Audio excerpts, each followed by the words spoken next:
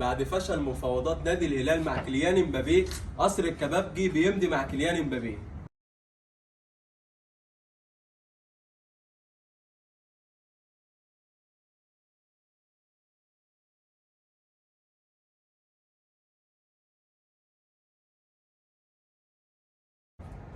وتستمر صفقات قصر الكبابجي، ومضينا السنغالي ساديو ماني.